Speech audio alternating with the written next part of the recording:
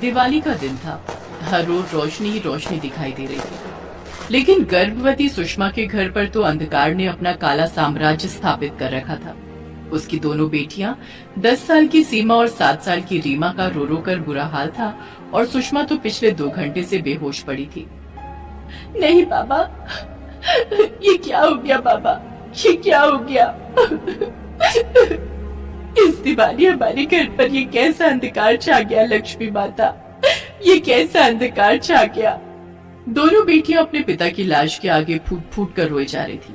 उनके पिता जो एक बिजली मिस्त्री थे, आज सुबह जब वो एक पोल पर बिजली का तार ठीक करने के लिए चढ़े तो उन्हें जोरदार करंट लगा। वो पोल से नीचे आ गिरे और उन्होंने वहीं दम तोड़ दिया। 2 घंटे के बाद सुषमा को होश तो आ गया, लेकिन रो रो कर उसका बुरा हाल था। वो कभी अपने पति के मृत शरीर को देखती तो कभी अपनी दोनों बेटियों को। हे लक्ष्मी मैया, मेरी पूजा में क्या कमी रह गई थी जो आज के इस शुभ दिन मेरे घर में इतनी बड़ी अशुभ घटना घट गई। अब मैं क्या करूंगी, कैसे अपने परिवार को पालूंगी? बहरहाल अभी तो सबसे पहले सुषमा को अपने पति का अंतिम संस्कार करना था। वे सभी शमशान घाट पहुंचे। गर्भवती सुषमा ने खुद अपने पति को मुखाग्नि दी। पल में ही मृतदेह धू धू कर जलने लगा। सुषमा का तो मन कर रहा था कि वो भी उस चिता में कूदकर अपने प्राण त्याग दे, लेकिन अगर वो ऐसा करती तो फिर उसकी बेटियों का क्या होता, उसके गर्भ में पल रहे बच्चे का क्या होता? वो चुपचाप खड़ी अपने पति के मृत शरीर को जलते हुए देख रही थी। तभी अचानक उसके पेट में जोरों का दर्द उठा। आह! आह! आह! सुषमा को प्रसव पीड़ा शुरू हो गई थी। वो बेचारी दर्द से कराहते हुए वहीं शमशान घाट की जमीन पर लेट गई। उसकी बेटियों को कुछ समझ नहीं आ रहा था वो क्या करे और क्या ना करे। माँ सब ठीक हो जाएगा, माँ सब ठीक हो जाएगा। कुछ देर बाद सुषमा ने एक बहुत ही प्यारी सी बच्ची को जन्म दिया। सुषमा ने अपनी बेटी को गौर से देखा और मुस्कुराते हुए देखने लगी, लेकिन कुछ देर बाद उसने भी दम तोड़ दिया। माँ क्या हुआ माँ, तुम कुछ बोलती क्यों नहीं? माँ। रीमा और सीमा तो रो ही रही थी। उनके साथ वो नवजात बच्ची भी रो रही थी जिसका अभी जन्म हुआ था। शायद वो भी समझ गई थी कि उसकी माँ हमेशा के लिए उसे छोड़कर चली गई है। रीमा सीमा ने अपनी छोटी बहन को गोद में उठाया और कहा, अरे क्यों रो रही हो, हम है ना, हम रखेंगे तुम्हारा ध्यान। उन लोगों ने अपनी माँ की चिता भी वहीं सजाई और फिर माँ की चिता को भी अग्नि देकर उनके जलते शरीर को देखती रही। कुछ घंटों के बाद सब कुछ खाक हो चुका था। वे अब अपने घर को लौटने ही वाली थी कि तभी उस शमशान घाट में पास के जंगल से निकलकर कुछ जंगली भेड़िए आ पहुंचे और उन बच्चियों को देखकर गुर्राने लगे। अरे ये जंगली भेड़िए कहाँ से आ गए? दीदी कहीं ये हम पर हमला न कर दे। हमें यहाँ से भागना होगा रीमा, नहीं तो ये कुछ भी कर सकते हैं। उन्होंने अपनी छोटी बहन को सीने से लगाया और पूरा दम लगाकर वहाँ से भागने लगे। भाग रीमा भाग। वे आगे आगे और जंगली भेड़िए पीछे पीछे। भागते भागते वो पूरी तरह थक गए थे। भागते भागते वे एक इमली के पेड़ के नीचे पहुँचे। तभी अचानक एक भेड़िया सीमा के ऊपर कूद पड़ा। सीमा के हाथ से उसकी छोटी बहन नीचे गिर पड़ी और रोने लगी। वो भेड़िया उसकी छोटी बहन पर हमला करने ही वाला था कि तभी रीमा ने एक बड़ा सा लकड़ी का टुकड़ा उठाया और भेड़ियों से भिड़ गई। मेरे रहते हुए मेरी छोटी बहन का बाल भी बांका नहीं हो सकता। रीमा को देखते हुए सीमा ने भी एक नुकीला लकड़ी का टुकड़ा उठाया और भेड़ियों से अपनी बहन को बचाने की कोशिश करने लगी, लेकिन भेड़िए ज्यादा थे। उनकी ताकत के आगे दोनों के हौसले पस्त हो रहे थे। तभी उन सभी भेड़ियों ने दोनों बहनों पर हमला कर दिया। दोनों जमीन पर गिर पड़े। दीदी बचाओ, छुटकी को बचाओ। वे सभी भेड़िए उन दोनों बहनों के शरीर को नोचने लगे। वे दोनों बहनें भेड़ियों से लड़ते लड़ते बेहोश हो गई। तभी एक भेड़िए ने छोटी नवजात बच्ची पर हमला करना चाहा, लेकिन तभी वहाँ न जाने कैसे जोरदार आंधी चलने लगी। आंधी इतनी तेज थी कि वो भेड़िए भी अपने पैरों को टिका कर रख नहीं पा रहे थे। कुछ देर बाद आंधी के प्रभाव से वो भेड़िए दूर जा गिरे। शायद उन्हें कुछ अनहोनी का अंदेशा हुआ, इसलिए वो वहाँ से भाग गए। कुछ देर बाद आंधी शांत हो गई। रीमा और सीमा अभी भी जमीन पर बेहोश पड़े थे, लेकिन तभी रीमा की बेहोशी टूटी। उसने दर्द से कराहते हुए सीमा को आवाज लगाई, दीदी दीदी, छुटकी कहाँ है? सीमा की बेहोशी भी रीमा की आवाज सुनकर टूट गई थी। उसने भी जब देखा कि उसकी छोटी बहन वहाँ नहीं है तो वो भी परेशान हो गई। उन दोनों ने अपनी छोटी बहन को ढूंढने की बहुत कोशिश की, लेकिन वो नहीं मिली।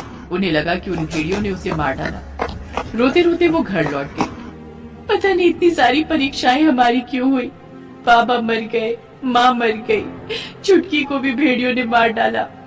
दीदी, लक्ष्मी मैया की माँ तो बहुत पूजा करती थी, फिर ये सब क्यों हुआ? रीमा के सवाल का जवाब सीमा के पास नहीं था, इसलिए वो चुप रही। माँ बाप की मौत के बाद रीमा और सीमा के ऊपर घर चलाने की जिम्मेदारी आ गई। उन्होंने काम की तलाश शुरू की। एक ढाबे में उन्हें काम तो मिल गया, लेकिन ढाबे का मालिक बहुत बदमाश था।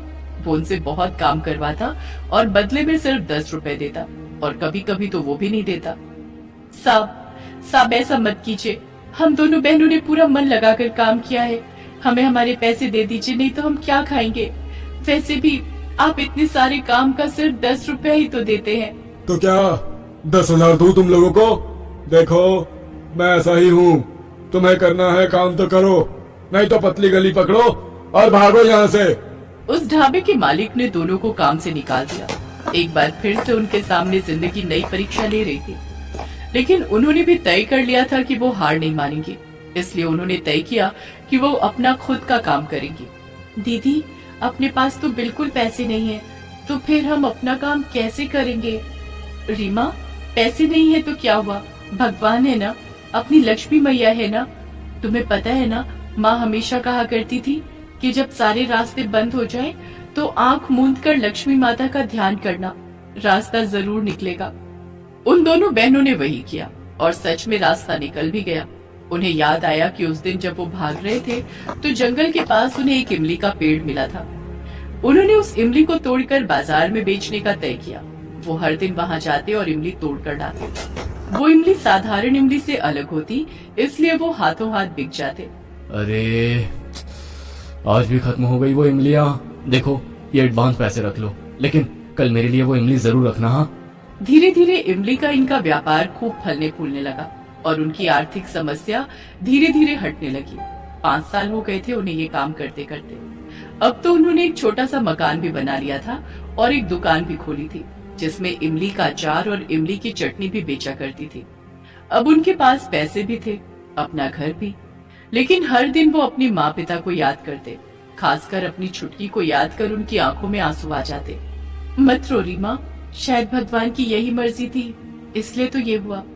एक बार की बात है, उस दिन भी दिवाली थी। दोनों बहनें जंगल में इमली लाने गई हुई थी। जब वो इमली तोड़ रहे थे तभी उन्हें एक छोटी बच्ची के रोने की आवाज सुनाई दी। वो जब आवाज की दिशा में गए तो देखा कि एक छोटी सी बच्ची झाड़ियों के पास बैठी रोए जा रही थी। जब उन्होंने उस बच्ची को देखा तो पता नहीं उन्हें ऐसा क्यों लगा कि ये उसकी छोटी बहन है जो सालों पहले खो गई थी।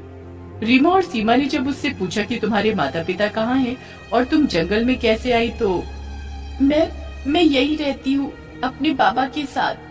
तभी वहाँ एक बहुत ही बूढ़ा आदमी आया, जिसे देखकर वो छोटी सी बच्ची भागकर उसके पास गई और बाबा आप कहाँ चले गए थे? मैं कितना डर गई थी। अरे, डरने की क्या बात, मैं तुम्हारे लिए ही तो कुछ खाने के लिए लाने गया था। ये आपकी बेटी है? हाँ, कुछ ऐसा ही समझ लो। मतलब ये आपकी बेटी नहीं है? तब उस आदमी ने कहा, 5-6 साल पहले की बात है। ये बच्ची मुझे जंगल में मिली थी। पता है, जब ये बच्ची मुझे मिली थी तो इसके पास एक बहुत बड़ा उल्लू बैठा था। ऐसा लग रहा था कि वो इसकी रखवाली कर रहा है। असल में 5 साल पहले उस दिन तूफान के शांत होने के बाद रीमा और सीमा की छोटी नवजात बहन लगातार रोई जा रही थी। तभी फिर से झाड़ियों से निकलकर एक भेड़िया उसकी ओर बढ़ा। वो उस पर हमला करने ही वाला था, तभी आसमान में एक बड़ा सा उल्लू प्रकट हुआ और उसने उस भेड़िए पर हमला कर दिया। भेड़िया वहाँ से भाग गया। उसके बाद वो उल्लू उस छोटी सी बच्ची को अपनी चोंच में उठाकर वहाँ से दूर ले गया।